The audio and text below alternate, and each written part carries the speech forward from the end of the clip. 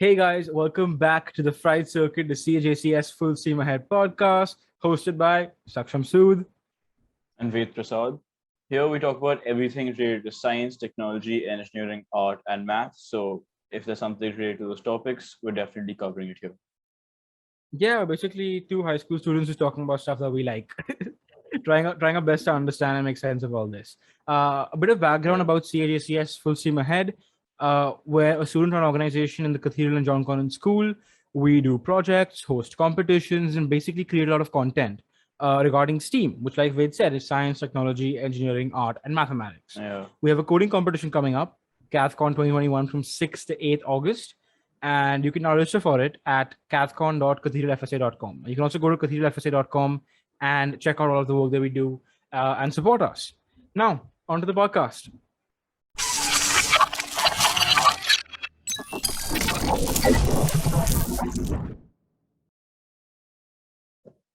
So the word quantum is usually used in films to explain bad plots, and just bad script writing in general. Unscientific in sci-fi, plots. Yeah, in sci-fi movies, Yeah, quantum when they don't know what they're talking turbocharger, about. quantum drive, quantum realm. You Anything can related essentially to slap time the word travel quantum in and front time of and anything. space. Anything. Yeah. And it happens in every single movie. Anything. But today we've got you covered because we are going to use the word quantum a lot, but our topic is very, very real and it's going to make sense because today we're here to talk about quantum computing. Which is a very real thing. Very Quantum real computing. concept, and we're going to explain it very well, unlike the movies. Yes, unlike the movies. Fried Circuit, where you get all of the good quantum, actually accurate news. Can we call ourselves a quantum podcast now? Does that make sense? No.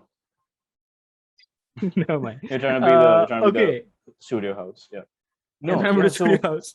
Quantum computers are basically just another type of computer, but so they're used to do the same things that you use traditional computers for or classical computers for, right? So you use them to before we run talk calculations. before we talk about quantum computers, actually, we gotta actually explain how the classical a classical computer works. Yeah. Right. And you might not think of a computer as a classical computer, but every computer you see around it today is called a classical computer. In fact, this term didn't even come around till quantum computers was something that was being created, because we always thought of a computer as a computer, right? But only when quantum computers came around, we assigned the term classical computers are outdated to the computers that we have today. Yeah. Right. Yeah. So let's just talk about classical computers for a second over here, right? Most of you might know the basics of how classical computers work, but we're just going to do a quick rundown and just take you through circuits and CPUs and stuff and how they work, right? Yeah. So what's a classical computer? How does a classical computer work? So it uses electricity, obviously, and it's at its most base level, right? At its lowest tiny level, a classical computer can have two states, right? Which is on and off, right? Yeah. And so these on and off are basically represented as two values, which are 0 and 1. So 0 is off, 1 represents on. And since you have these two values, you come up with this number system that's called the binary system. Like what we use today in like a normal day-to-day lives, that's a decimal system, right? Where you use digits from 1, 0 2, to 3, 9. 4, 5, 6, 7, 8, right, 9. Yeah. Digits we use, and then with those we create, and 0. Yeah. Yeah. And then with those we create all the numbers that we see today, and that's called the decimal system because 10 numbers, right? Decimal. Yeah. Binary is called the binary system because it's 2 numbers, 0 and 1, binary. Right? Yeah. Go on. Yeah. Yeah, and you can use these zeros and ones, like use a decimal numbers to create all the numbers that you need. But yeah, at its base level in a computer, you have transistors, and these transistors basically will make up the processors that your computers use to handle all this calculations, run your apps, open your files, browse the net, all of that, right?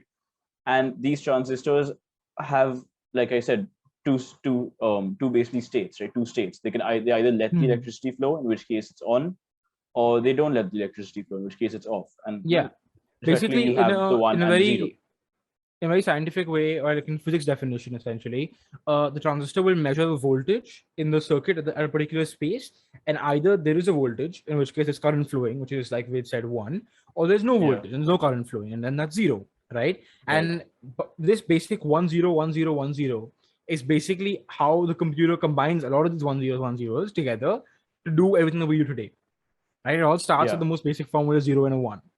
Yeah. Right. And each storage unit, right? Each value that can either have a 0 or 1, like this is a very important term I feel we need to mention is called a bit. All right. So A one bit is one storage unit that can either have a 0 or a 1 as its value. Yeah. And you get this It's a value, tiny like I bit. said, It's a bit of data. exactly. It's a bit of data. Yeah. And you get this value according to the state of the transistors. And because like at its base level, you use a transistor to perform calculations. Processors are basically made up of like billions and billions of transistors that are so incredibly small that you can have all of these billions of transistors and it fits into your lightweight like laptop or your phone or any electronic device that you have that uses the classical computer setup, right? Like a CPU. Yeah, I mean the earliest form of a computer would simply be a wire that and a transistor that can sense on and off, right? And that's one bit of data. The data is either Right. on or it's off, Right. either flowing or not flowing, right? And that would be the first computer that you could possibly create, which you can do at home also. Get a transistor, get a wire, get a breadboard, battery, connect all of them together, and you have a computer essentially, a one-bit computer, right? Yeah. But today what we see is that we've gone from 1 bit to 8-bit computers. It's called a byte, by the way. A byte is 8 bits. And then we've continually gone from there to have billions like bits of transistors on one CPU. So today, your thin laptop or your PC at home, or even your Mac, has CPUs in it called a central processing unit, right? And this thing has billions of small transistors soldered onto the PCB. And these multiple 01, 01, 01, 01, 01, 01s together are what makes graphics on your screen, or what makes the games feel like video games. What makes video games play on your screen, videos, pictures, everything that you can do with a computer today all starts with a 0 and the 1, right? And you might be wondering, how did we come from a 1-bit computer to like a billions of transistor computer today? And this actually is law for it, right? It's actually a very cool law for it that explains the progression of computers over time. It's called the Moore's law, right? And the Moore's law says that it's an observational law, and it says that the number of transistors in a dense integrated circuit like a CPU doubles every 2 years. Right. So and every most 2 of years actually, that passes, it's more of a you could trend expect than the a transistor law. count to double. It's more of a trend. Yeah, it's an observational law. Like it's based on an observation of how computers go on, right? Yeah. And also, like, so it's important to note here that before we move on, it's important to note here that since the number of like transistors like doubles every 2 years approximately, over time that becomes like exponentially larger, right? Like I said, we start with like one transistor and we've reached billions. And the way this has happened is over the years, transistors have reduced in size a lot, which like is what helps you store them. Because when we're talking about how you can, create a transistor at home and use it for like your on and off calculations, you can just get a breadboard, you get your wires and all that. But that would be very, very large, right? That's a very rudimentary setup, and that's very large and not very practical. And so the way they've managed to fit billions of transistors into your processing unit over the years is by shrinking them like every as years go by, they keep getting smaller, keep getting smaller, and keep getting more powerful because you can fit so many more. And there are actually transistors now that are so small, they're smaller than the red blood cells in your body. Like there are transistors that are in the transistors nanometers, are in the nanometers. I think the new Apple CPU has 5 nanometer transistors, and the new AMD ones have 7 nanometer transistors. Just for context, 1 nanometer is 10 to the power -9 meters. Yeah, that's 1 upon 1 and 10 and 9 zeros under 9 it. zeros, right? Yeah, that's how small 1 nanometer is, right? And that's how small transistors have come today. And I think this observation of seeing billions and billions of transistors packed onto one chip is what's taken us to quantum computers, because we reached a point now where as transistors continue to become smaller and smaller, we essentially bring them to an atomic level where they become as small as an atom or as small as an electron, right? And that essentially leads us to quantum computing, right? So according to Moore's law, if you would assume Moore's law will be true for like forever, even though I don't think it can be, but if it's true forever, right? And it continues doubling every 2 years, we eventually reach a point where classical computers are no longer can no longer contain that level of performance, or can no longer support that continuous advancement, continuous exponential advancement. And because of that, that's why quantum computers come in. But we're going to get to that in a second. Let's finish with classical computers for now. Finish with classical computers. Now, like I said, at its most base level, it uses transistors, uses ones and zeros. But these ones and zeros only work because computers actually use them for calculations. Like everything in a computer is done based on calculations, all addition and subtraction and just various mathematical operations. But when you look at the decimal system, right? You look at the decimal system, you have the 10 digits that we know and use in our daily life, and we use them to represent every single number that we know. When you look at, most people look at the binary system and think, I can't do that. I can only represent numbers that are a multiple of 10. I can represent 10, 100, 1,000, and so on. And that's what it seems at first, because we're used to this binary notation where you just take a number and you add more numbers to the right of it, and then you just read the number, right? But that's not how decimal numbers work, actually. The decimal numbers function in such a way that you can actually use them to represent any number that you would represent using your decimal system, right? There's no numbers that you will skip over or sort of not mention anyway. And I'll just explain how this works, really. So what you do is you take a number, right? Suppose your decimal number is 101. Okay, in decimal, your binary number is 101. Like in decimal format, you read it as 101, but like in binary, it's just a 1, 0, and a 1. So what you do is you basically assign a number to each place, right? Starting at the smallest place, the units place, and you start assigning the number at 0. So if I have 101, then I go to the units place. The units place will be place 0. The tens place will be place 1, and the hundreds place will be place 2.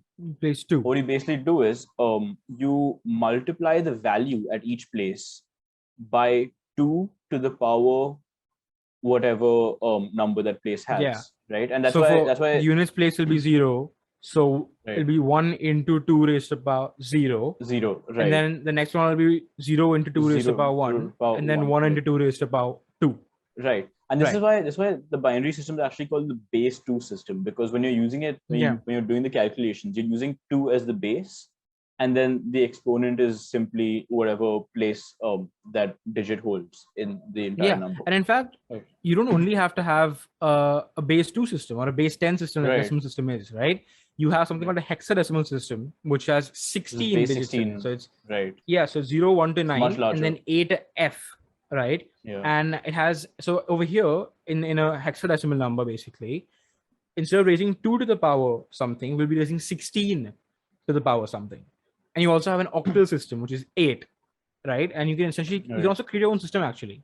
You can go ahead, choose a random base you want, and create your own number system based on that. But in computers, the most common ones, binary is the basic one, which all computers use. And you also have, and then you have hexadecimal and octal for certain specific tasks that we use them for. Hexadecimal is for colors, actually. For denoting colors in a computer, you use hexadecimal quite a bit. We'll get to that in a bit. Yeah. So when you have 101, right? You have 1. You basically have 1 into 2 to the power 2, plus 0 into 2 to the power 1, plus 1 into 2 to the power 0. And that gives you 4 plus 1, which is 5, right? And now here you notice that even though 5 isn't exactly a number that you think you can represent with simply ones and zeros, by using this sort of mechanical process to convert it to a decimal number, you can basically convert any number ever into a decimal number, right?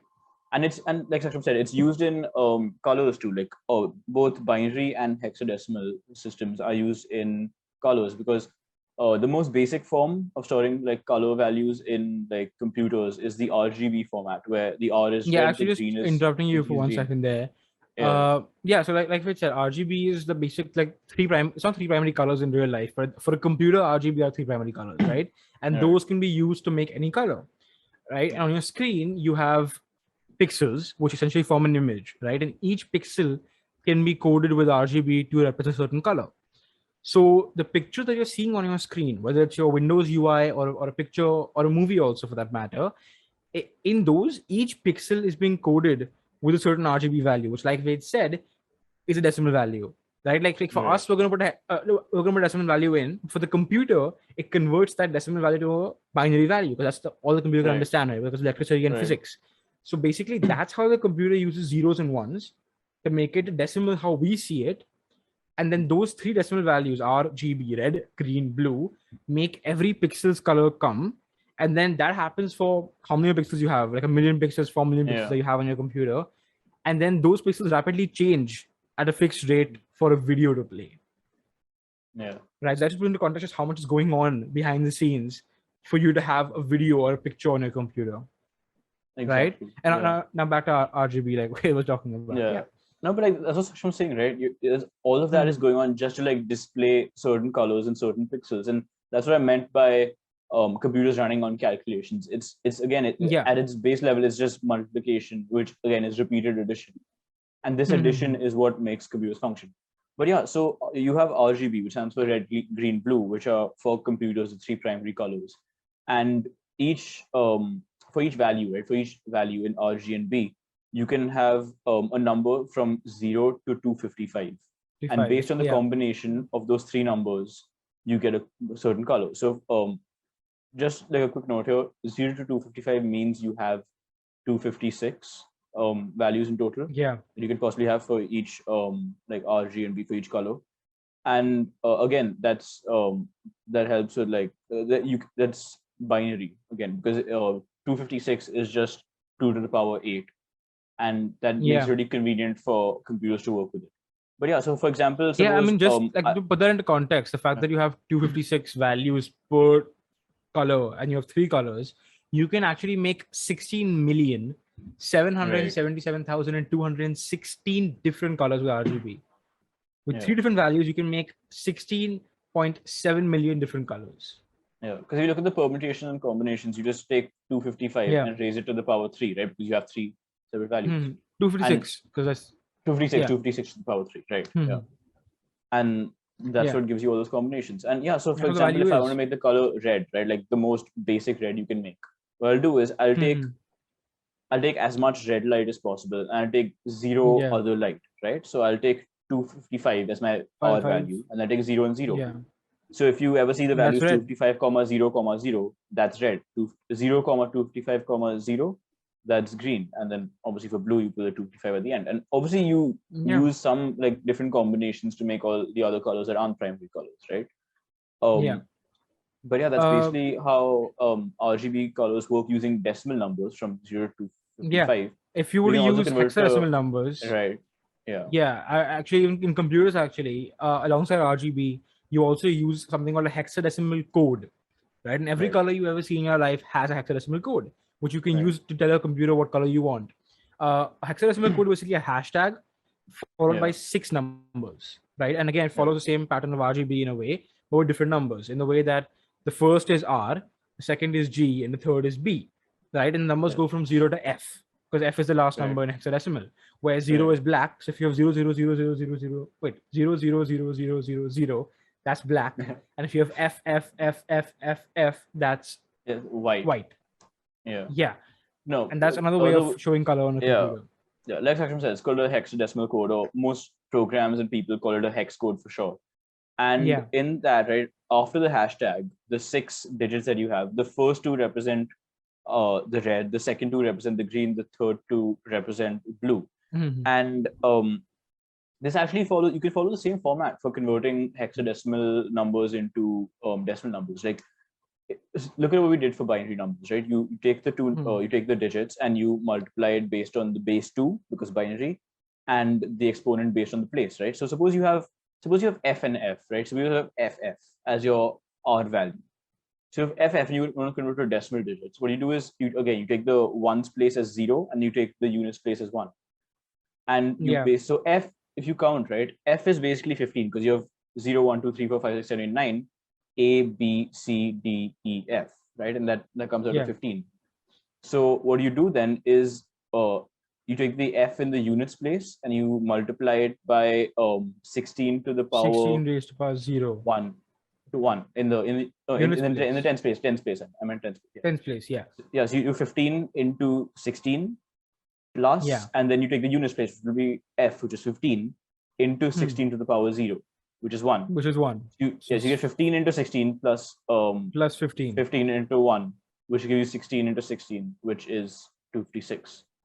And yeah, that's basically, and that's how the again you can highest value of B. The highest value, right? So like the FF in the blue, so in hex code for blue, right, where you have 0, 0, 0, 0, FF, right? If you were to add that and convert that to decimal, you would get, like we said, 256, which is the highest term for blue and an RGB scale as well, where it's 0, 0, and 255.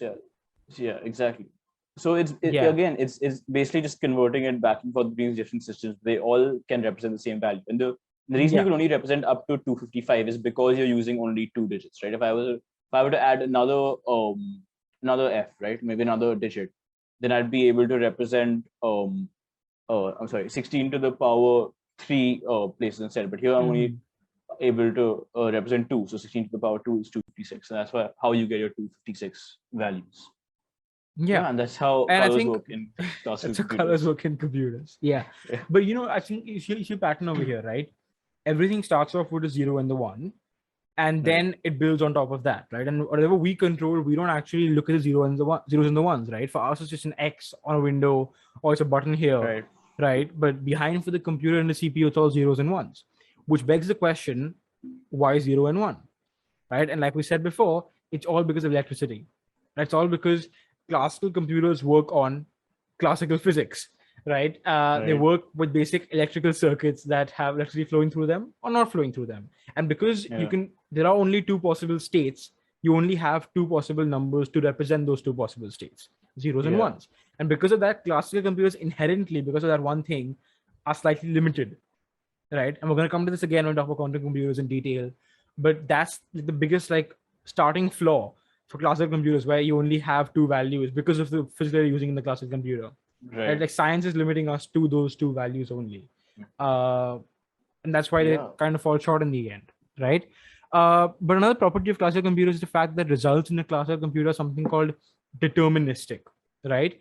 Which means that if you input something once, twice, 5 times, 100 million times, you will always get the exact same output, right? Right. It means that the computer works the same way every single time. And this may seem very intuitive, right? Like obviously, if I put 5 plus 5, I want to get 10 in the end. I don't want different values every single time, right? Yeah. But that's not how quantum computers really work. Okay, and again, we're gonna get to that. We keep saying we're gonna get to that. We're gonna get to everything about this. But classical computers are deterministic in the way that every single input will have the same output multiple times, right? And it's a very important fact of distinction between how quantum computers function and how classical computers function. Yeah. And another, Yeah. and to like sort of help with the functioning of classical computers, we have this subject or this sort of branch of math and computer science called Boolean algebra. Because when you're using all your binary software system, basically works on Boolean algebra. Like Boolean when you're coding algebra, yeah, software, you're calculating how it's going to work based on Boolean algebra. right. What it basically means is you can't, since you're using the binary system, you're using only zeros and ones, you can't apply regular algebra, the one you've learned in school, classical to computers, algebra. right? Yeah, you can't apply classical algebra. So you gotta use Boolean algebra because the term Boolean, right, stems from the whole concept of using true values and false values, right? Like any particular situation can have two values, true and false. And this is very similar to a binary system or based on electricity, where off is 0 and on is 1. Now we can give those two more values, right? Off, 0, false, on, 1, true, right? And because they have the same number of different cases, which is 2, we can use Boolean algebra to sort of dictate how computers work. And there's a whole branch of computer science related to it, like logic gates and conditional statements and all of those. But yeah, that's basically how it works in its Boolean algebra is incredibly important for classical computers, right? In terms of coding and for hardware as well. Because remember, like in a CPU, for every transistor, it's either true or false, right? And then you have billions of transistors. So you got to do the calculation of a billion different true and false variables altogether. And that's where Boolean algebra comes into play, right? But yeah, that's enough about classical old computers that are now obsolete, but that we still use somehow. We're now on to quantum computers, right? Right. The future. What's coming next? Right. And so let's start off with. Like I'm saying when you talk about quantum computers, like right now we discussed classical computers, right? We started at its lowest possible value, which is the bit, right? A bit can either be off or on, it can be 0 or 1. The quantum equivalent of these bits are called qubits, which are short for quantum bits. And quantum bits are these quantum bits are so powerful because they function completely different from how bits function, and we'll get into that now. Basically, to make a qubit, right, to make these quantum bits, to make a qubit, you need to have two possible values, like in classical computers. I mean, one second. Before you get into the depth of this, right? At its most fundamental and simple plain English definition, a quantum computer uses quantum mechanics to perform complex calculations. Right? I'm going to break that down for a second over here. A quantum computer is different from a classical computer, like we said before. the different kind of computer, new kind of computer, right? That's completely different from the ground up, right? Uses quantum mechanics, right? So, like we said, classical computers use classical physics, stuff like electricity, circuits, transistors, right? Quantum computers use quantum mechanics, which is a completely different branch of physics. A branch of physics even we don't know fully, like we haven't fully understood yet. Like we know a lot about it, enough to like use it in quantum computers, but not enough to Right. fully say that we can control quantum physics. In fact, inherently quantum physics is uncontrollable. And we're going to discuss that as well Yeah. in a bit, right? But that's essentially what quantum computers use. Okay, they don't use electricity, they don't use classical physics. It's quantum mechanics, a very special branch Yeah. of physics which nobody can understand. I mean, Richard Yeah. Feynman, who's a Yeah. Nobel Prize winner, who was a Nobel Prize winner, and a great physicist once said in the field of quantum mechanics, once said that nobody truly understands what quantum mechanics is, despite him Right. actually actively promoting the field and like doing research in the field and Mm. actually coming up with new discoveries, right? And the last part, complex calculations, right? Because of the reason that quantum computers use quantum mechanics and this special branch of physics, currently the only application that we can see for quantum computers are complex calculations, like very, very complex calculations that are beyond the realm of classical computers, right? Maybe where you're juggling a billion different combinations and permutations and you got to find the right one. Quantum computer, Yeah. intense space We'll which get is into like big applications later. values. Yeah, Yeah. we're going to We have a lot applications there. in detail in a bit. Yeah. We have a lot there.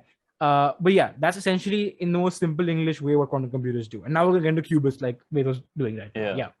Yeah. So what I was saying is, these qubits, you basically need a particle, right? Well, again, we're dealing with the quantum realm. You need a particle that can exist or can attain, right, a state of like two different states. We need Yeah. to be able to attain two different states, and it needs to be able to either exist in one state or the other, or in some combination of both states. And we'll get into this a bit later. But this is what mainly like really separates it from bits, because bits can either be 0 or be 1.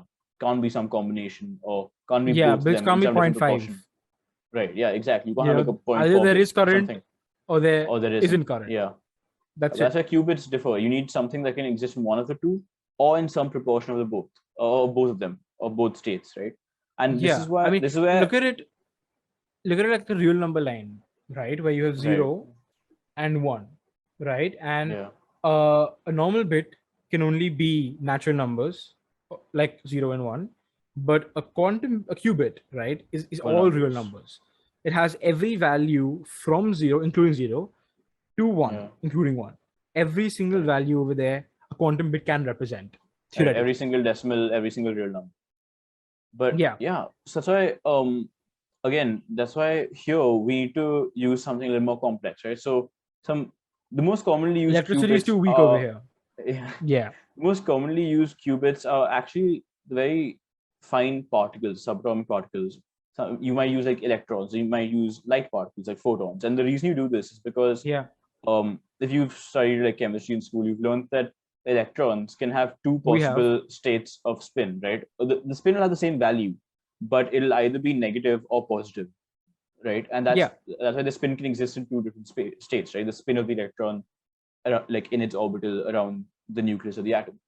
And in the case of like photons basically get polarized, right?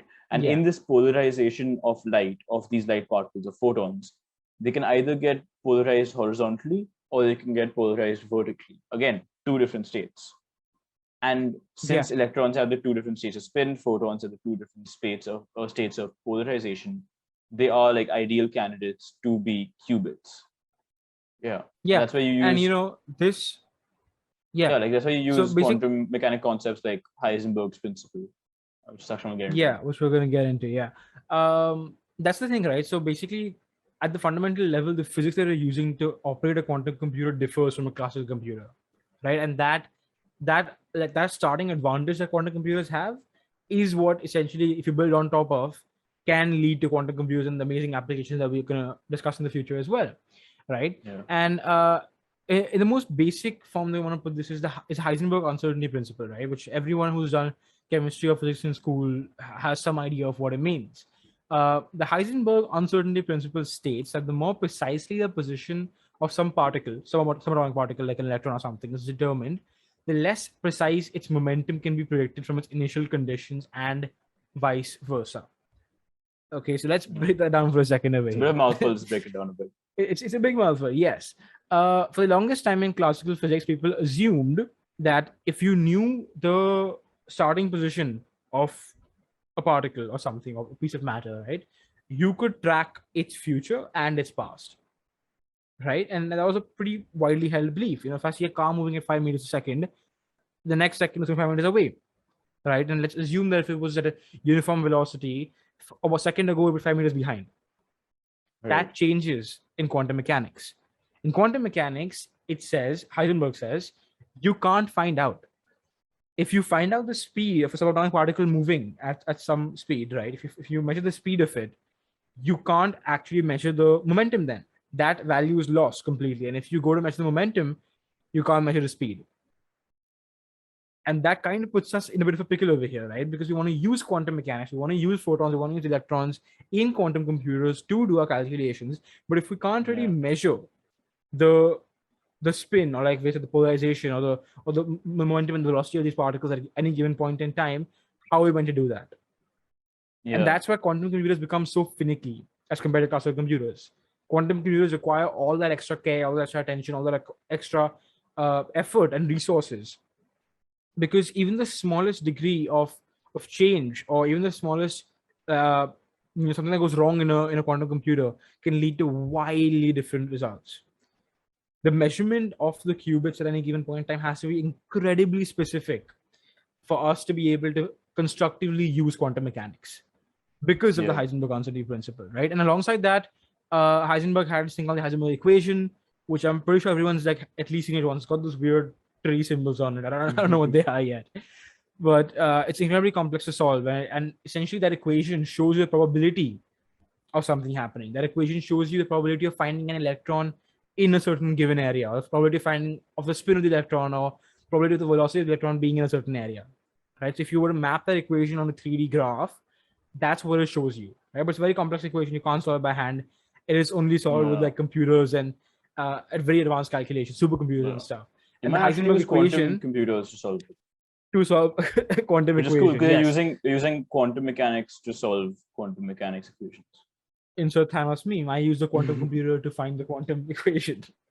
But yeah, exactly. So the Heisenberg equation tells you, quantifies in a way what the Heisenberg uncertainty principle tells you in the start, right? And that takes us to the final thing. I'm talking for a while over here now, about the nature of quantum computers. Like I said before, classical computers are deterministic. One input, one output, no matter how many times you do it, right? But quantum computers are probabilistic, which means there are multiple possible outputs for the same input. All a quantum computer will tell you will be the probability or the chance of something. It can't say for sure, and it can't always give the exact same output for the same input. And this may seem a little bit harebrained, like how is that useful for me? How that doesn't make any sense, right? But it does have it has some benefits for us that we're going to explore later on in the applications. And certain very specific things that only a quantum computer can do, which classical computers can't do. Yeah. And really, if you're talking about the way quantum computers function, right? We talked about how they're probabilistic as opposed to deterministic, and talked about how they use qubits and how they differ from bits. They actually have two very special properties that makes them so useful for calculations. And is one of the main reasons that they're used today. And these are the two main properties really of quantum computers that makes them useful. And so the first one's called superposition, right? It's a term you might have used while studying particle physics or any form of wave theory. So what superposition means is, I mentioned this earlier while we introduced quantum computers. It basically means that the qubits, right, the particles you use the electrons or the photons, they don't have to exist in one of their two states. They can exist in both the states according to some fixed proportion. You might, like, if you have state A and state B, my particle, my qubit, can exist maybe 27% in state A and then 73% in state B, right? You can have some mixture, some mixed proportion of the two states. And I'll tell you why this is useful really, like this superposition. It's because when you have bits, right, which are very binary, you can only use them in one of two states. If I have, say, 4 bits together and I want to perform some calculation, I want to find something, anything, those 4 bits can hold 2 to the power 4 values, which are 16 values, right? You guys have 0, 0, 0, 0, 0, 0, 0, 1, 0, 0, 1, 0, and you go all the way to 1, 1, 1, 1. But when you have those 4 bits together and you arrange them whatever order, and they have whatever, each one will have whatever value, either 0, 1, you get one very specific value, right? Suppose I get 1, 1, 0, 1. For that entire calculation, those 4 bits will store the value 1, 1, 0, 1 until it's time to either store a new value or delete the old value and just switch off or whatever, right? Yeah.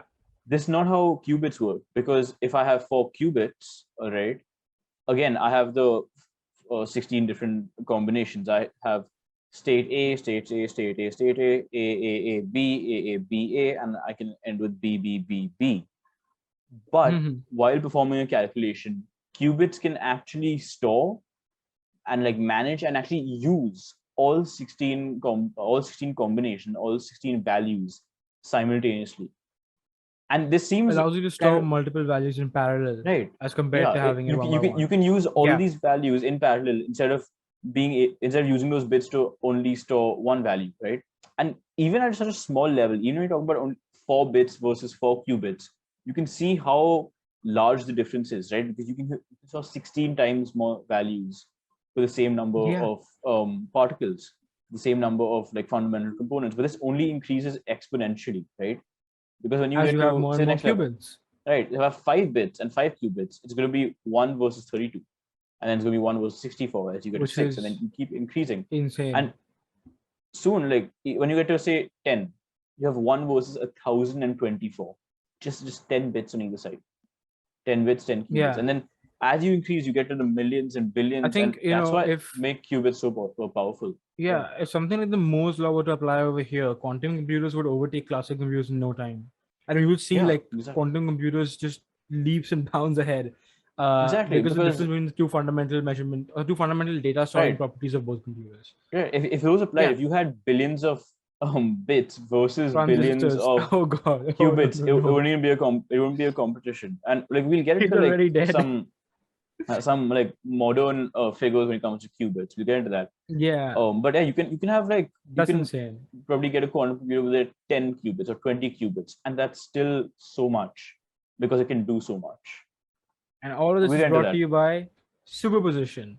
It's just a very cool thought experiment in Superposition, that when someone talks about Superposition, the first thing that comes to my mind is Schrodinger's cat, which I think everyone would be familiar with.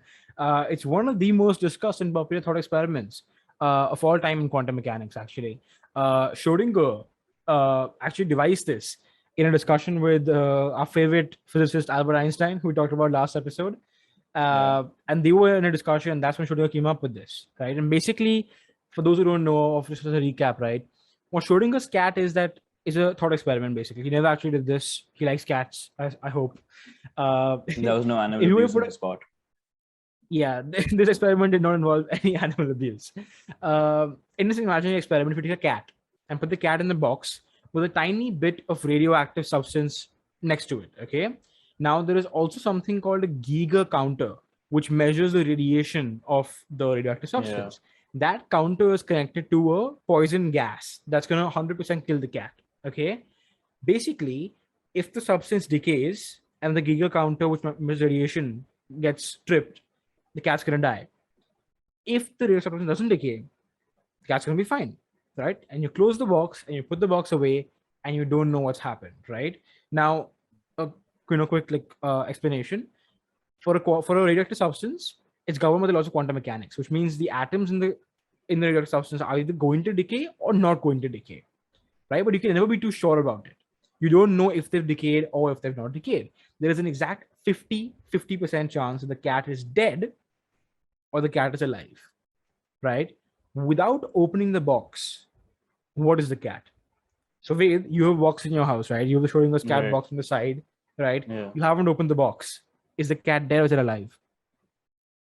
I mean, I think that's the whole point of the thought experiment. There's really no way to know. And that's why it's really both dead and alive at the same time. And you'll never really know until you open the box. And that's the same thing with exactly. qubits. And that's the thing. Yeah, exactly. That's the thing. That's how Schrodinger proved his thought experiment. Didn't prove it exactly, but like champion for his explanation of quantum physics, right? Basically, the way is that till the time you open the box, there is no way of knowing whether the cat is dead or alive, right? And since there's a 50-50 chance of it being dead or alive, you can't really place your bets on either, right? So it's a blind bet, right? Right. So at that given point in time when you can't open the box, the cat, Schrodinger said, is in a superposition of states. It's both dead and alive at the same time, right? Yeah. It's in superposition and it's in this wavy middle mixture of dead and alive, between 0 and 1, dead and alive. Like somewhere in that it is in some probability, Yeah. and you just can't tell. But when you open the box and you check for yourself, you force the universe or you force that superposition to end in a way Yeah. and Yeah. declare one result. When you open the box, cat's either dead or alive, Yeah. It's very right? binary. And Again, that's the same thing how qubits work, where they're in a constant Yeah. superposition. And like Yeah. Heisenberg said, when you measure them at a given point in time, that's when Then you have you to can- force them to take a certain value, right, like the yeah. cat. That's when you actually try to determine what the value of a particular qubit is, right? That's when you end its usefulness in storing values in parallel.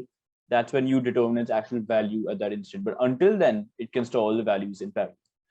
And yeah, Schrodinger's cat is a qubit. And Schrodinger's cat is, I think, the best or most fascinating, I think, the simplest explanation of quantum mechanics since the time he proposed it. You know, it's just great to explain quantum mechanics in a very easy and simple way. Right. But yeah, check out Schrodinger's Yeah. cat. It's great. There's great videos on YouTube and stuff. It's so fascinating, and the Yeah. conclusions you can draw from it, like from philosophy to quantum mechanics, you know, other branches of physics, right? This thought experiment really has its feet everywhere. Right. But yes, moving on to the second property that allows quantum computers to work, entanglement. Right? Ved, what's entanglement? Come on, let's talk about entanglement now. Entanglement is useful more in like an optimization way than in for calculations, because with superposition, right, it's useful for just brute force calculus, because you can have so many more values and you just have so much more power. Entanglement is a more subtle property in which entanglement is basically the connection that qubits have to each other. So you have two qubits, right? You just isolate two qubits and look at them. Those two qubits will always have some connection to each other. And what that basically means is if one of the qubits, right, undergoes any change, maybe it moves some distance, maybe it rotates, revolves, it undergoes some chemical change, whatever. If that one qubit undergoes some change, right, that will reflect on the other qubit, which means if I look at that one qubit that I have, I can gather some information about the properties of the other without actually looking at the other, right? And yeah, This is so it's called like quantum entanglement. Yeah. So quantum particles entanglement, in the right? universe. Yeah. Yeah, no. So basically, if I have two qubits, right, by looking at one and by like just looking at all of its properties, all the information that I know about it, I not only know the information like that it has all the data regarding that particle, I have all the data regarding the other particle too. And this is very useful because it saves you a lot of processing. Right? You don't have to look at like each one of them. You look at one and you automatically know the properties of the other. That's very useful. In space, also in the universe, you have particles that become entangled, right? And what makes them so fascinating, because entangled isn't the same thing as just coming together or just joining. Okay, entangled is a completely different concept altogether. If two particles become entangled, no matter how far you pull them apart, no matter how far they go, they can be billions and billions of light years away. One change in that particle will tell you what's happening to the other particle. Think about that for a second, right? Phone networks work across Earth, right? Telephone cables, internet works across Earth for you to get information. Imagine something working across billions of light years on some random quantum mechanical property that we don't know yet, but that's called entanglement. And that's what quantum computers use to make it more efficient to work, right? And a simpler example for this is something called a shoebox example, right? Again, I've come through with a cool example for you guys to understand. Imagine you go into a store, you buy a pair of shoes in a box. They all have a box, all these experiments have a box. But yeah, you have a shoebox with a pair of shoes in it. You recently bought the shoes, right? You close your eyes and your brother takes one shoe from the shoebox and goes back to his house, right? And you take your shoebox with the one shoe in it and you go back to your house, right? The shoes at this point in time are entangled because without opening the box, if you were to call your brother and ask him if he had the right shoe or the left shoe, which shoe he had taken, you would automatically know which shoe is in the box. And let's imagine now, a brother can travel at light speed. He goes galaxies away with the shoe, and you go galaxies over the other direction, and you call them and you say, which shoe do you have? It's still entangled. Right. If he says he has a left shoe, you will still have the right shoe. No matter how far away you go, the shoes are entangled in a way that knowing the property and the shape and the Yeah. nature of one of them will immediately, without a doubt, 100% guarantee tell you the nature of the other one. Now imagine that happening with small quantum particles in quantum computers, and think of the ramifications that can have. Think of what all you can do with Yeah. entanglement. Yeah. That's really cool because again, that this is a different type of system where you know that if based on how these two particles are entangled for certain properties, there has to be a definite other value that the other particle will have. Yeah, And it's great. exactly, that's really cool, and it's It's really almost like convenient magic. and saves. It's almost like magic. And obviously, it's going to be a lot more complex than simply if one is left, the other is right. If one is right, the other is left. There's so much more data that you can That's a glean very, just very from knowing the simplified property. example. There's so much more data you can Yeah. get just from looking at one particle. And when you have this much data and you have these many qubits in like an entire computer, it becomes like very convenient, also very economical to stop using all your processing power to simply look at every single qubit, and instead save that and use it for actual calculations. Yeah. Yep, exactly. So you must be wondering, right? You got all these theoretical physics concepts that we're going Yeah. through, quantum mechanics and that. How does this work? We explained in a classical computer you have electricity that it works on, you have transistors and CPUs, and that make a computer work. How do you control photons and electrons and stuff like that in a quantum computer? So okay, not like a classical computer, because most classical computers are primarily the same in most regards. But in quantum computers, you can have a bunch of them. You can have a whole variety and a lot of different kinds of quantum computers, right? Something that is a $10 billion quantum computer made by like IBM or Google is going to be very different from like a $50,000 computer made by some guy at home, right? A very basic kind of quantum computer is I'm just I have an example over here, a very basic kind of quantum computer, just to give you an idea of how we could use them, right?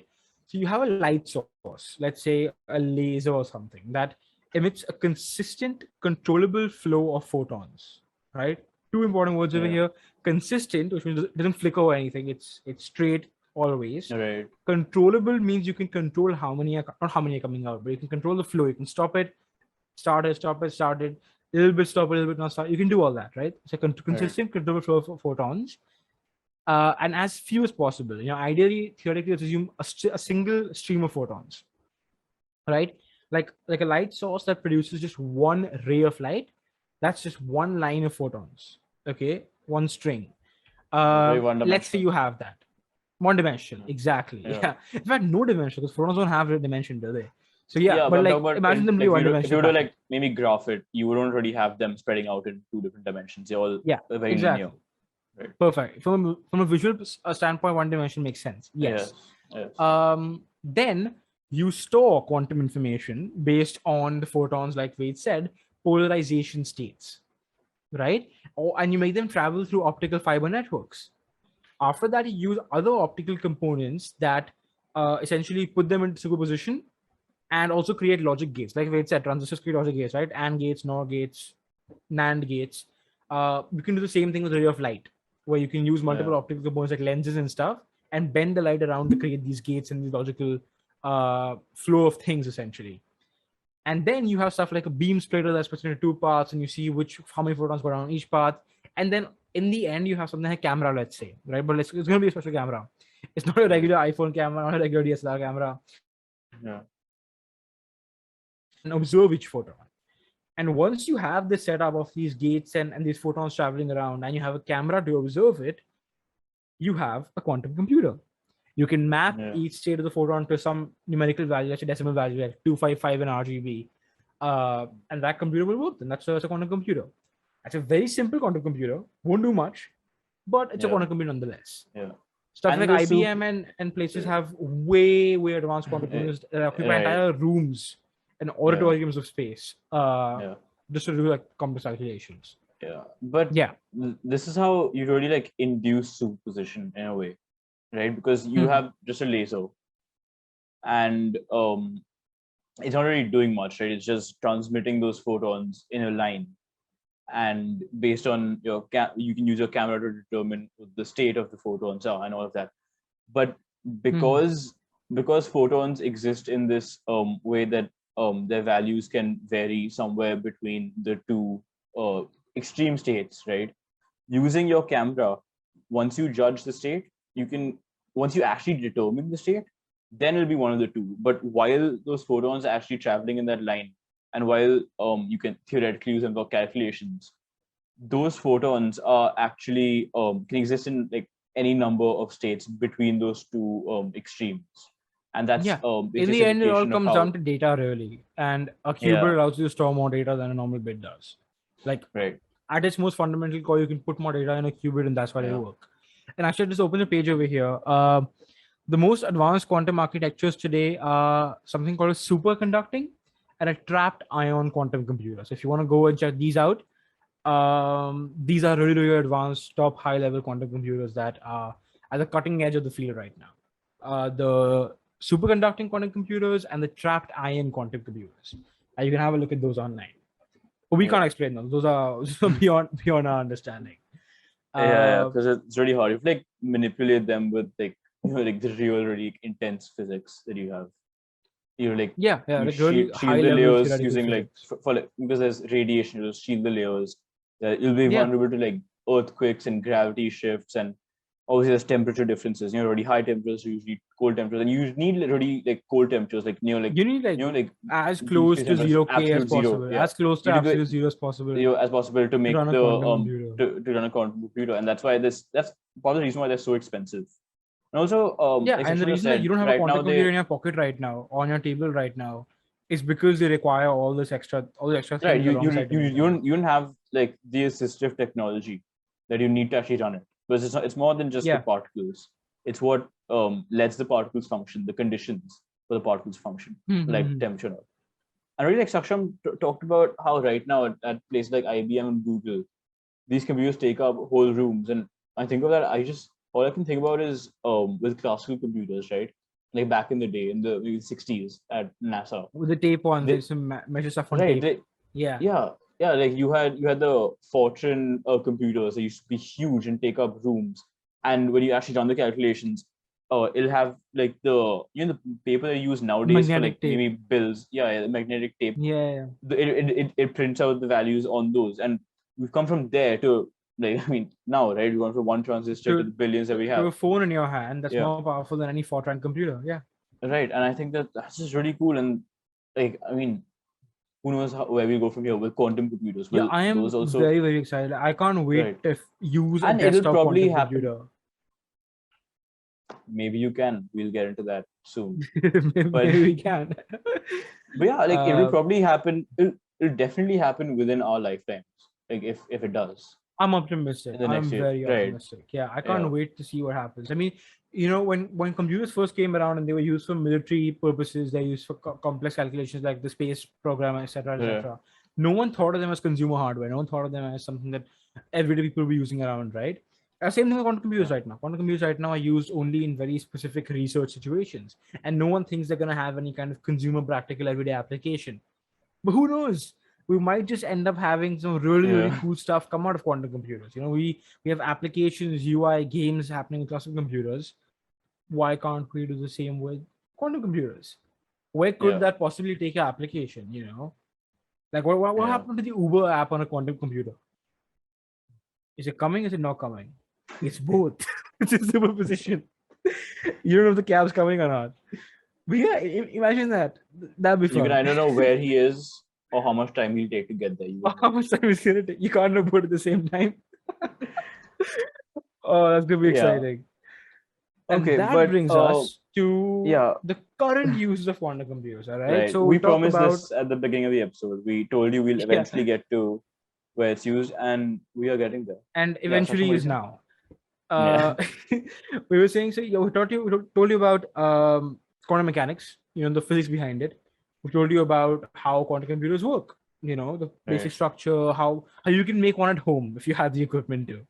And now we're going to say, yeah, if you understand quantum physics well enough, if you had the equipment, if you And could the build money. one and you had, and the money, if you had the money, and if you could build one and you had one at your house right now, what could you do Yeah. with it? All right, where you build a quantum computer right now, what would you do? What can you do with it? Can it run Cyber 2077? I was just gonna say that. Does the quantum take the bugs out? Who Oh knows? god, no, no, no. Imagine using quantum physics to like fix the bugs in your game. It's a video game. Everyone's gonna go around and buy a quantum computer right now. CD Right. Projekt Red, we sold it for you over here at the Fried Circuit. Get a quantum computer, and your games might just run well now. Right. Anyway, yes, actual uses. Uses. The first Yeah. biggest thing is artificial intelligence and machine learning, AI, ML. Right. Right, two of the biggest Yeah. hot words in computers today. Right. Everyone's Like saying AI, ML. everyone interested in technology is talking about artificial intelligence and machine learning. And machine learning, And yes. But we are yeah, for the real. reason. We're gonna tell you exactly how it's gonna get better. We're not just scamming you over here Right. by using the words AI and ML. Right. Yeah. But this yeah, so with AI and ML, obviously they require really intense calculations, right? Because if you're developing a chatbot, for example, right, you want to teach it how to interact with humans. What can it do? First of all, every single time there's an interaction, it needs to learn from that.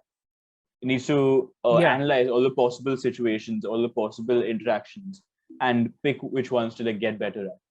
It needs to maybe, I don't know, go on the internet, find different sources of people interacting, learn from those, right? Yeah. It's a very vast network, and like at each level, it keeps splitting up I think into more and more possibilities. AI and ML, like we're saying, right? It's specific into multiple possibilities, almost exponential growth for a single Yeah, problem as well, right? And I think the fundamental, if it comes down to data, like AI right. and ML inherently requires a lot of data, and a lot Yeah, of data being computed simultaneously, right. right? And when you think about It's that, also who's the man for the job? Quantum superposition, computers.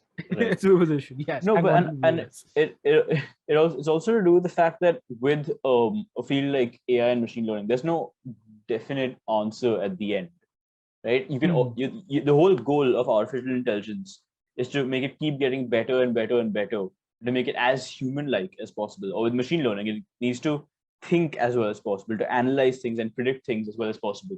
And when you use the term as well as possible, I mean, there really is no ceiling when it comes to accurate results. You need to keep getting better. And that's where huge calculations come. That's where machine learning, that's where quantum computing comes in. Because again, superposition, right? You have exponentially more values being stored and calculated at the same time. It speeds up the process. The processing is a lot easier, and it ultimately helps with the development Yeah, and the like research aspect of it. actually helpful chatbots may be a reality very soon. Right. Like Yeah. half Not decent just something chatbots you that make know as a what you're prototype. actually saying. Yeah, Yeah. exactly. I mean, current chatbots is it's just it's almost flattering to call it intelligence. Right. Current chatbots are just horrible. I've never had a chatbot actually do something useful for me. So I Yeah. really hope quantum computers can take Yeah. chatbots somewhere. Maybe quantum computers can make Uh, the next like Jarvis, make a real life Jarvis. You never know. that would be so cool. Like if you have a home system called Jarvis that does Right. everything for you and orders drone strikes on your friends, Yeah. that'd be exciting. But yes, Right. next, computational chemistry. We're both chem students, right? What is computational chemistry? It's using computer science concepts, computer science principles, and actually computers to run extreme Computers. calculations and to really help with chemistry problems, to find answers to Chemistry things, problems. Yes. to run the probability and the Exactly. statistics, right? That's what computational chemistry is. And it obviously involves a lot of matter dealing with particles such as, atoms and even subatomic particles, nuclear, the Yeah, I nucleus of mean, the atom, or with like electrons yeah. or protons or neutrons. And because these particles, these subatomic particles, can exist in such a massive array of states, right? Because you have so many of them, and they could be doing anything at any point in time, and you have like very diverse particles. Because there are so many states for any like situation to exist in, that again, you need the help of superposition, because it can just you map them out, get Superposition all the coming to save possible the day, values, and it just like calculates chunks of them at a time, as opposed pushing to science a classical forward. computer. As opposed to a classical Yeah. computer, which will go just one at a time, one value, and it'll keep updating and changing as it goes Yeah, along. I mean, chemistry is complicated. We've been doing chemistry for a Of while. lot It of keeps rules, a lot of getting more and more exceptions. complicated. Yeah, exactly. If you were Yeah. to make a chemistry model, let's say, where you were dealing with lots of elements and lots of different combinations of elements and reactions, Yeah. to keep in mind all the different things that can happen with the structure of these compounds, how exactly they would react. It's not, classical computer can't do it. Your normal computer just can't hack it. So you have to bring in a quantum computer to help with these Right. advanced chemistry, computational chemistry problems, and that's where it's used in science. It's a theme over here. It's quantum Mhm. computers almost, like, so far, is almost never used in existing situations or existing problems, right? It's always used at the edge of physics or the edge of chemistry or the edge of Right. Something you research would in quantum use at computers. home for something you could do like in your day-to-day life. Yet. But yeah, Yet. exactly. It's always used at the edge of Right. research to push research forward, right? And this Yeah. actually is a very interesting topic. And I think the most common use of quantum computers is in quantum mechanics to map the Heisenberg equation for different quantum models, Right. to understand these things. Because, if you're trying to understand quantum mechanics, what better than to use existing quantum mechanics to explain the further quantum mechanics? It's a really You find interesting it really cycle. funny. It's a very interesting cycle. You're using quantum computers to further research in quantum mechanics, right? And that's the Right. most common and the most fundamental job that they have, is to show you how quantum mechanics works. Right. And quantum computers have been instrumental in that. Quantum computers have been great in advancing our knowledge about quantum mechanics and making sure that we understand it somewhat better Yeah. than what we used to before. In fact, Einstein Yeah. hated quantum mechanics. Back in the day, Einstein famously said, "God does not play dice with the universe," which is a very famous Einstein quote. And he was Yeah. saying that in relation to quantum mechanics because he didn't like the idea of not being able to measure stuff. Yeah. He didn't And write here the we whole are today. probabilistic concept. Yeah, he preferred the deterministic concept. He didn't believe that Right. science could be probabilistic, right? And today, Yeah. I don't know how many years after Einstein, you have two high school students talking about quantum computers because of quantum computers. Right. Yeah. Yeah.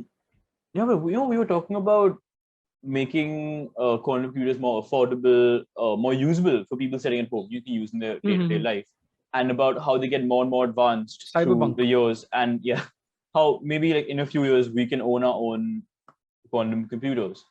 And there's Yeah. actually this really interesting company. It's a startup from China, from Okay. Shenzhen, from Mm-hmm. Shenzhen in China. You It's butchered that for called sure. no, Shenzhen. Is it Shenzhen? Shenzhen, yeah. Shenzhen in China, right? And the startup is called Shenzhen Spin Q Technology.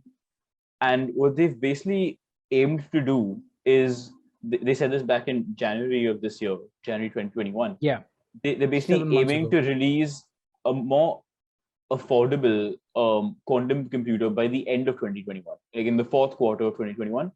How affordable are we talking? Because $1 million isn't very affordable. It's not $1 million actually, because they're actually Okay. talking in the range of, I mean, less than $5,000. Which, if you think about it, is insane. Sure, $5,000 might seem like a lot to an average user who wants to buy like a normal laptop for their office work, but this isn't that. This is 1,000. a quantum computer, right? Exactly. So you can But use, for context, you can like spend if 10 you were to million. buy the Yeah, most tricked out gaming PC, yeah, that would run you more than $5,000, more yeah. than 10 even, right? The Acer Predator 23X, I think. If What you've what a seen machine! if The you've seen the curved screen, unboxing on 23-inch laptop. 23, it's Yeah, huge. You can't actually take it with you because it's so heavy, and it's basically an entire gaming setup just built around you, yeah, and it's so yeah, hardcore, so exactly. high powered, and that costs I think Hmm. upwards of $9,000. This is less And than you that. This could is a buy quantum computer. This works a in quantum quantum computer for mechanics. less than that. Exactly, and Yeah, what they're I basically think aiming what's to do very here. exciting. No. It's not only a affordable quantum computer. Yeah. It's also a desktop quantum computer. An Right. affordable computer in a Right. package that you can put on your desk and use. And SpinQ says they want this to be used in K-12 schools. Yeah. China really is moving way ahead of the entire world because the kind of computers we have in school aren't even the best of classical computers. And Chinese schools are going to have quantum computers in K-12 schools. Right. I know. The sheer That's absolutely insane. possibilities with that.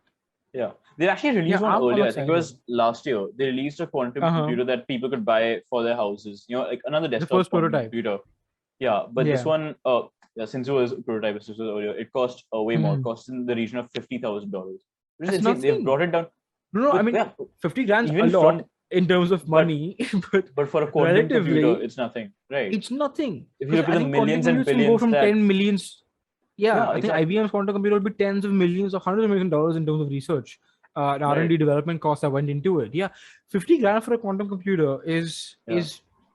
it's a steal. It's a bargain. Right. And in less than a year, Uh, they brought it down to 1/10 of the price, like projected for when they actually yeah, release it. So and they yeah, say that it's gonna have 50 qubits. that's insane. Think about that for a second. Then it's I 2 can't raised I to the can't power wait to 50. Yeah, that's too wow. much. That's too much. How's this happened? Yeah. How we come Just here? for con That's for incredible. context, a 1 bit, if you had 50 bits, right? Those 50 bits would be able to store one value of the same size, but only one of them. There'll be 2 to the power 50 possible values, but you'll only be able to store one of them at one time. Yeah, A qubit, you can store all 2 to the power 50 values simultaneously. You can store, run, manage all of that, use memory calculations simultaneously. It's 2 that to the sounds power like you can 50 run times Cyberpunk. more powerful. Yeah. If it can't, then there's no Speaking hope of for Cyberpunk, anything else. our favorite topic, and we always try to segue into this gaming. Yes, Gaming. in fact, we have a gaming session like an hour, but yes, gaming. Where do quantum computers take gaming? Okay. With the additional computational power, superposition, entanglement, you reach this truly, unheard of, almost like I don't know, the ultimate level of of a game where you have truly random level generation. Okay, and just put Right. that in context for you, when game makers say random, it's random with an asterisk. Okay? It's not really random. It's random means like Yeah. one out of I don't know 10,000 different possibilities, right? But it's always Right. capped at a And fixed number. it's always pseudo random. It's not nothing. It's never like truly random. The only thing that Exactly. can truly be random is a particle that like exists in nature, or things that happen naturally in nature. Those can only be truly random. But a computer cannot generate a truly random value. There's always Yeah. some existing factor that will back the value So that when will you're be traveling generated. your Minecraft world and it's being generated Right. as you walk in, it's one out of X number of possibilities. And if you do the Right. math, you can actually predict the kind of biomes you're going to get in Minecraft, Right. Because right? you Which kind of defeats each the whole yeah. random Right. aspect of it. Because you have a seed. Yeah. You have a seed, which is the number for that particular Mhm. location, right, in the game. And obviously, there's a limited there are limited values for those seeds. So it is random in some sense, in which like when you generate when they generate the world for you in Minecraft, they sort of pseudo randomize the generation of that seed, and they send you to one of Yeah. a pre-existing locations, right? But it's not truly random.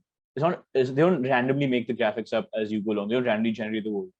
But here, since you have the most random things in the universe, which are the naturally occurring particles that are Yeah. running the system, you can have actual randomness in a game, and it Truly can random generate an level actual random generation, world. character Yeah. generation. Just It should imagine be where like that just such takes an you immersive experience. with It'll a be like real game. life where things are like actually random. Yeah, Yeah. imagine playing a game, but every time you play, it's a different game. Right. Think about that for a And no, second, yeah. right? Like And it's even in possible terms of for no story two and people to ever action play the same game. sequences. Right. Yeah. Yeah, think of Exactly. that. Like you spend $60 on a game, right? And that game, every single time you play is a different game. It's literally you're buying one game to end them all. You're buying one game to rule them all. If someone was able to Yeah. code that, like a random Yeah. story and a random level and a random character, and You're etc., buying an etc., in a infinite game. game. You're buying a regenerating game. Every time you play it, it's a new game. So it's Think like of that. That's right, like insane. you played Yeah. once, right? You play a game once. You spend $60 for a game. You play it twice. You haven't spent $60 to play the same game twice. You spend You $30 spent on two thirty separate dollars games. per play Yeah, you 60 play the game times. It's 60. $1 per game. Yeah, Play you spend 120 times. It's half a dollar. You get the point. right. It's incredible. Yes. But you know what? It doesn't end there. No. It's not enough Oh. for games to reach the ultimate form. There is an even ultimato form where, like we said, quantum computers can work really well with AI and ML. What happens if you take that AI and ML and you take video games and you combine it? Video games AI today is a joke, right? Like stealth Yeah. action games where you can sneak around the AI. I mean, it's not really intelligent. Okay, they don't really see you, Yeah. so like it's not the best things. Yeah. With quantum computers, you could actually have intelligent NPCs Yeah. where they NPCs, could by the way, react are dynamically. non-playable Oh, characters. Yeah. non-playable characters. Yes. The characters that exist Uh, already in the game that are programmed by the developers, and you as a player interact with them, and they have a specific set of things that they can do. They have their own properties and functions and behaviors yeah. that the game makers have planned out and NPCs programmed. become almost real now, where they can react dynamically in different situations, Right? and They become so like game AI will intelligent and just complex, right? With this sort of AI, yeah, where you behave like human. Like right now, what were we playing? We were playing Payday 2 the other day, right? There was a heist, yeah. and it was set in an office, and there was a security guard. If you the technically yes AI, but if the way it worked was if you walked in front, if you were directly in front of the guard They had a field for of view about 75 degrees, right? right, But if you and you were were even a degree off from 75 degrees, they wouldn't see you. But in the right, real human, which isn't my very peripheral vision realistic. is, It's way more. you It's know, almost like probably it's a bit more at than its most it's 180. probably No, it's a bit less than 180, right? 180. At one I don't point, know the yeah, math on it. There has to be a number for it. at the Yeah. same time, it's a bit less than 180. And also, like, Mhm. if you're standing right in front of them, right? They like there's this bar that shows you whether you're fully detected, and you're only fully detected once you're in their line of sight for over like maybe say 3 seconds or 5 seconds, right?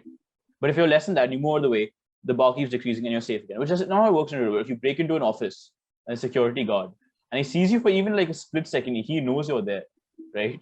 Yeah, And you're exactly. caught. I think, and you might be saying, okay, fine, maybe extend the peripheral vision or put the timer countdown less for detection. That's not what we're talking about over here. And that's not what we're trying to come at. Okay, the point we're You're trying to trying to make make over them here is that human, like truly human. yes, exactly, make them react like a real human being would. Right. Just by increasing the peripheral vision, that would spoil the game because then no matter where you are, they would see you, right? Yeah. Lowering this thing will also spoil the game. But if the NPCs act like real human beings, you know what to expect. You're human, Right. right? You're Yeah. almost playing with other humans in the game. Yeah. And also like It really does lead to a different level of AI. humans don't function perfectly all the time, like how they're supposed to, and they don't function in a certain way. So when you program the bot, right, you program security guard to say, okay, peripheral vision slightly less than 180 degrees. That means like at any point in time, as soon as you cross that threshold, you're caught. But in real life, right, suppose I'm sitting here and someone walks in, there is some possibility that maybe I'm wearing my headphones, I couldn't hear them come, which means my head isn't like looking that Exactly, way. Or exactly. maybe And I don't know, maybe I'm I sleeping, think maybe my eyes are closed a bit, so I can't really see anyone coming. Those things will actually come into the game once you reach that level of AI and that level of human intelligence, and you give it to yeah, like NPCs. and it's not just about sneaking around, getting detected, not getting detected, right? It leads to an infinite number of possibilities. Right. Like today in stealth games, it's simply a matter of hide behind cover, wait for guard to go, move. Hide behind cover, Right. wait for guard to go, move, right? But with truly intelligent guards, you don't know how they're gonna move. Again, Yeah. too You don't know how randomness. they They might react. not go anywhere. Right. Right. And because of that, it leads to so many different dynamic situations. You can have an infinite number of situations happening with a guard. And stealth games has become all that better with better AI. And Right. if I think that wasn't enough, right? You got the best AI, you got the best randomness. Let's let's run with the Holy Trinity. All right. Let's truly bring games to their ultimate form. Right. Right. And you have the chef's kiss graphics. Quantum computers, although might not seem like the most obvious thing, can create very, very, very, very hyper realistic graphics. And you might say, games are already reached a point where it's almost indistinguishable. It's almost like a movie now. They look very, very good. No, you can go beyond. There is a Right. level beyond where we are at right now with computer graphics, and quantum Yeah. computers can take us over there. When you're making graphic image, computers search across a big database, okay, of information of data to create every single picture, every single character you see in a game. Quantum computers can significantly speed that up to like a point where it's Right. indistinguishable, right? Yeah. Layer enough of those fast operations on top of each other, and you have real-time hyper-realistic graphics. It's basically real life. It's real life. Basically real And life. it's better than It's anything you basically a have. simulation. Like it's Right. basically When if you when you play combine all of this, GTA right? You combine 27 running on a quantum computer, you are Yeah. running your own simulation of essentially alive people at this point in a live You world are a that criminal. You should works feel like a criminal alively. at the end of it. You are a terrible person if you play quantum computer games. Yeah, but no, because at that point, right, you have the world moving really randomly around you. That's the way the real world works. The real world is random. At that point, your video game world is completely random. The people Yeah. behave like real people, which is again what you have in the real world. People are unpredictable. They don't always work a certain way. They don't always do what they're supposed to. Just like the AI that we'll get using quantum computers. Mhm. And then, like the most basic aspect, the one that stands out the most, is the visual part of it. Right? Does it look like real life? It'll look like real life, It and does it'll now. feel like real life. And then you basically you have a simulation. That's basically what quantum computers will give you with video games. Yeah, I mean, this is the thing I'm most advanced. That's the most excited for, right? Advanced Right? video games Yeah. and on quantum computers. I think it's gonna Yeah. change the video game industry in unthinkable ways. Right. And okay, let's say you want to do quantum research now. Okay, like we're actually like talking to the viewer right now. Yeah. Let's say you want to make a quantum game. You don't have a quantum computer. I don't either, right? How do you do that? IBM has a very generous online service where you can Yeah. connect to their quantum computer through cloud. So go online, search for IBM quantum computer, free quantum computer, and for free you can connect to their like super large, super fancy quantum computer over the cloud and actually run programs on it. If you know Right. how to Yeah. code a quantum computer, if you learn how to code a quantum computer, Yeah. you actually go online to the free IBM quantum computer service and run your own quantum codes or own quantum games if you want to on those quantum computers, see what happens with it. I think that's incredibly cool, and I'm definitely gonna check that out today. I'm gonna go. I'm gonna Yeah. go after this Same. episode, and I'm gonna check out the quantum computer website and start coding Yeah. some stuff. Let's see. Let's see what we can do with quantum computers. Right. But 100 likes on this that's episode, and me and Ved will make a quantum game, a Q game. Yeah, we'll make a quantum game running on IBM's quantum computer if we get 100 likes. right. let's see if we do. Right. But yeah, that's all But we yeah, have for today. that's about it. Yeah, that's today's episode done. Right. Another 1 hour episode. See, we listened to you guys. We heard the feedback. We heard it wasn't time for 2.5 hour episode. I'm making them an hour long now. We're cutting out Right. information. Yeah. I'm bringing you all the Yeah. best information in the shortest amount of time possible. Yeah. Usual like, Yeah. share, subscribe. New episode out on Saturday.